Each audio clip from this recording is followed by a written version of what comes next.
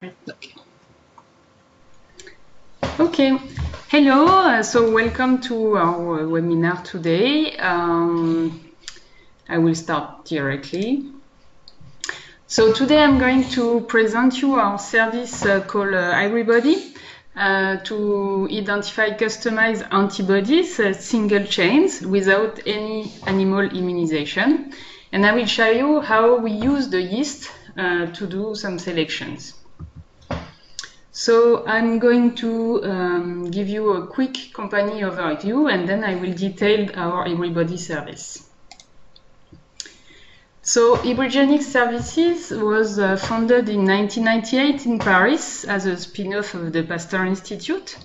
We are experts in protein interaction, and we develop an optimized yeast to hybrid screening system. So our main service is called the Ultimate Yeast to Hybrid. It's an optimized yeast to hybrid screening platform to identify protein interaction with protein. We can also adapt this system to membrane protein. This is the MB-Mate yeast to hybrid. We can also find protein that interacts with DNA, like promoters, is the simple hybrid, or with RNA, it's the triple hybrid. We do also validation services like one-by-one assays. We can narrow down interaction domain. It's the interaction domain mapping.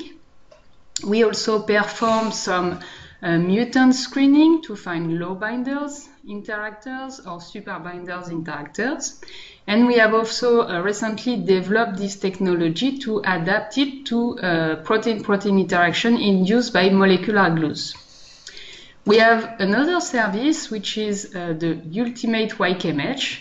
It's a triple hybrid system to find protein that interact with molecules. So it's used to do target deconvolution of the bioactive molecule, but you can also identify secondary target, elucidate mechanism of action, do some drug repositioning, or predict the toxicity. And we have also adapted this service to PROTACs recently. And finally, in 2016, we have launched a new service called HybriBody, which is a selection and validation of single domain antibodies, or VHH, which is totally animal-free. You can use the VHH for any kind of application, like immunofluorescence, ELISA, high-resolution microscopy, and so on. So we have more than 20 years of experience serving international customers. We have performed so far more than 9,300 screens using the yeast to hybrid. We have more than 3,200 customers in different areas, pharma, biotech, cosmetic, agrobiology, and of course fundamental research. And we have more than 480 publications in top-ranking journals.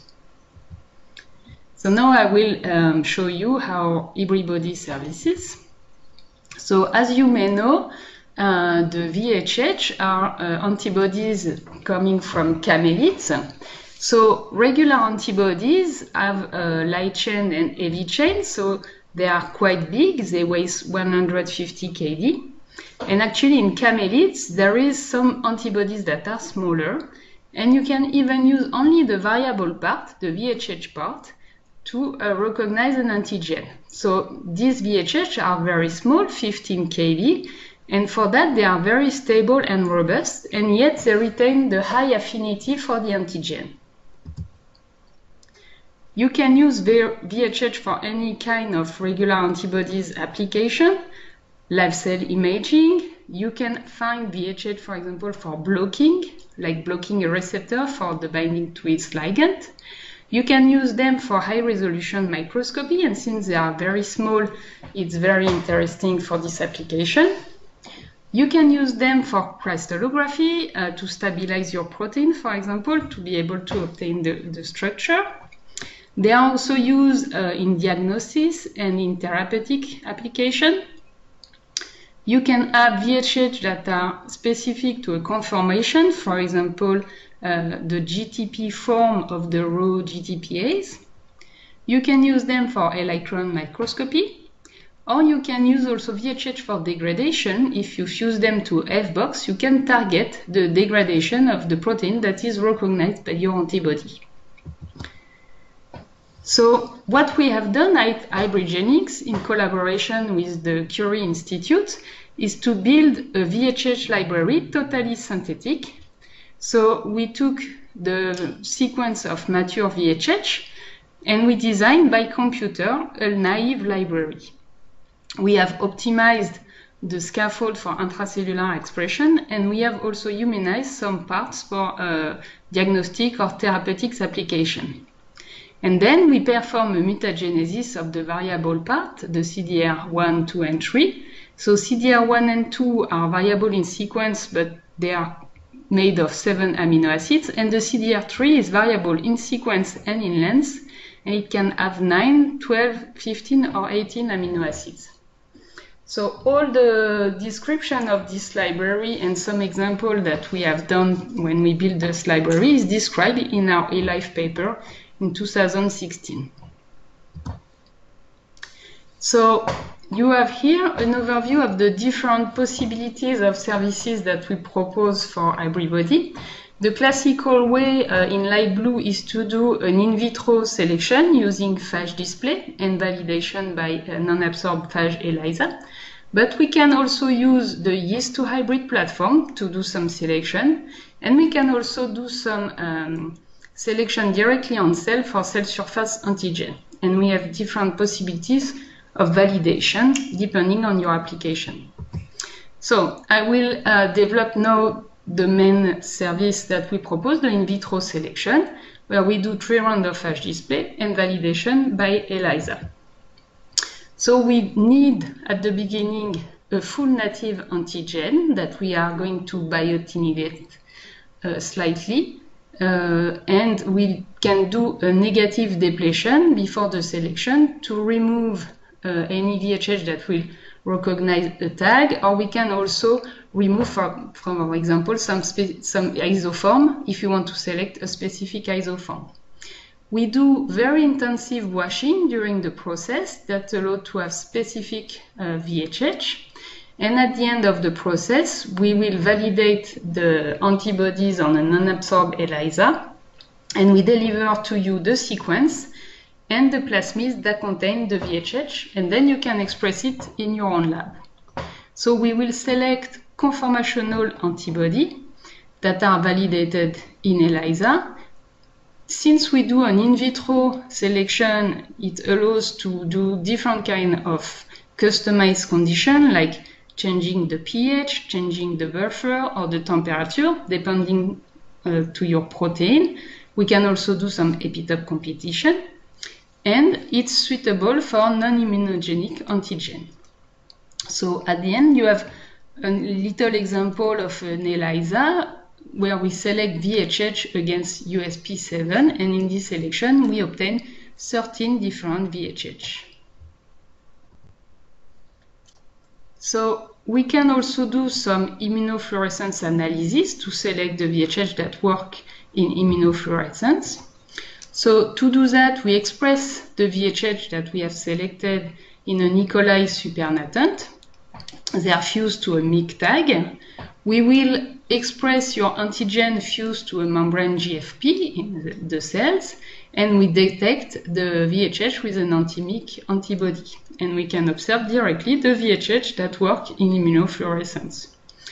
So again, you have an example with the anti-USP7 selection. So you have a positive control and a negative control. And then on the right, 2 clones, G81 and H81, that were selected. And we verified that they recognize indeed USP7 fused to GFP. We can also do some intrabody analysis. So intrabody, it's a VHH that works directly in the living cells. So to do this validation, we fuse the VHH to an mCherry protein. We fuse your antigen to a membrane GFP, and we will co-transfect the 2 plasmids in the cells and observe the co-localization of the VHH with your antigen. So that's allowed to select antibodies that recognize even endogenous proteins. These antibodies are resistant to cytosol environment, so they can be expressed directly in the cells, and it's very suitable for video microscopy and live imaging. Here you have an example that is in our eLife publication, which is a VHH that recognizes the P53 protein. Now we can use also the yeast to do this kind of selection. So in this case, we will do one round of flash display. And from this first round, we built a VHH library in yeast.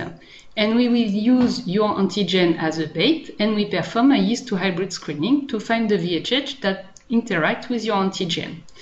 And so we select by this way antibodies that are functional in an intracellular context, so VHH that will be intrabodies.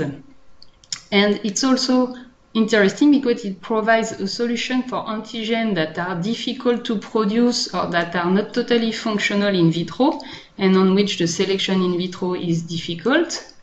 And it's also, you will see, a way to do VHH optimization. Now we can work also with cell surface antigen like receptors and by doing a selection directly on the cells. So in this case, we took our VHH library and we'll incubate it with the cells expressing your antigen.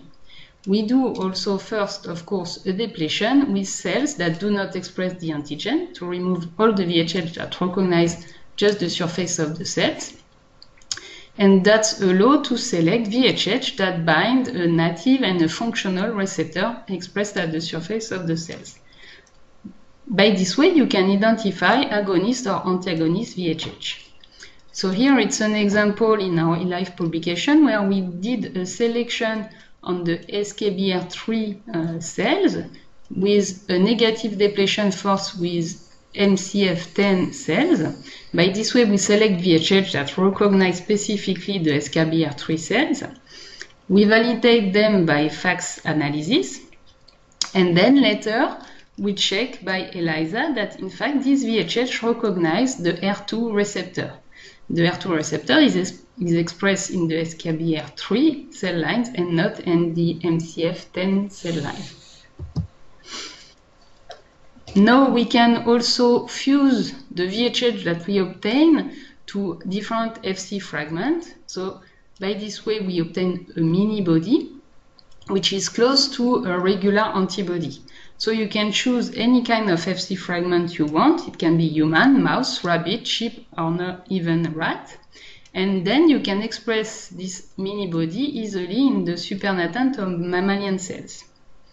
So the interest is that you can choose the spaces of your antibody and have different spaces for your antibody. And it's very easy to use, like a regular antibody for your experiment, like immunofluorescence, PLA, ELISA, and so on. And since the mini body will dimerize and have 2 VHH, it enhances the avidity. So here are some examples of VHH that we publish in our eLife publication. So you can see that we check the affinity of these antibodies and they are totally comparable to regular LAMA's VHH. And we have also now 3 publications with customers that perform some screen with us. Now I will speak a little bit about the VHH optimization. So if you have a VHH that you select with us or from the LAMA, we can do an optimization if you want to increase the affinity, either in yeast using the yeast to hybrid system. So again, we use your antigen as a bait and we do a mutagenesis of your VHH to build a new library of mutant. And by increasing the pressure of selection, we can select the highest affinity VHH. We can also use this technique to do intrabodization. So from a VHH that doesn't work in vivo, you can do a mutagenesis and select in the yeast a VHH that will work in an intracellular context. We can also do optimization by yeast display. In this case, we express the VHH mutant library at the surface of the yeast, and we use your antigen fused to a fluorophore to do a selection of higher affinity VHH. So here you have an example of an optimization that we perform with a customer. We start with his wild-type VHH in pink, and all the mutants that we obtain with this selection have an increased affinity for the antigen. So why would you choose Hybridgenics to do an hybrid body selection? Well, because it's an in vitro selection, so you save time and money compared to other technology. And you can select VHH that recognize a native protein, including cell surface antigen. We generate antibodies even for non-immunogenic protein, like conserved protein, or even for unprocessed protein, or even against molecules also. We can identify antibodies, so VHH that are functional in living cells. You benefit from the properties of the LAMA VHH, so the small size, the solubility, and the stability that allows for better access to hidden epitopes compared to classical antibody. And it's a cost-effective and scalable antibody production easily in bacteria. So Hybridgenics will deliver to you the cDNA clones of the VHH. You can use them directly in vitro or in vivo for your application. And you have an unlimited antibody supplies in your own lab and no variability between batch to batch. So it's a versatile tool. You have a cDNA, you can subclone it in a mini-body format or a diabody format and choose any species that you want. And you will be able to use it for any kind of application like structural studies or high-resolution microscopy and so on. So it's an animal-free technology to select antibodies, and it's cheaper and quicker than a LAMA selection.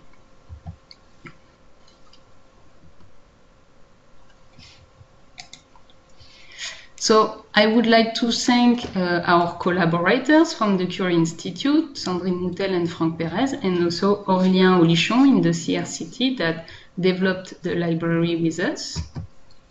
And I will thank you for your attention.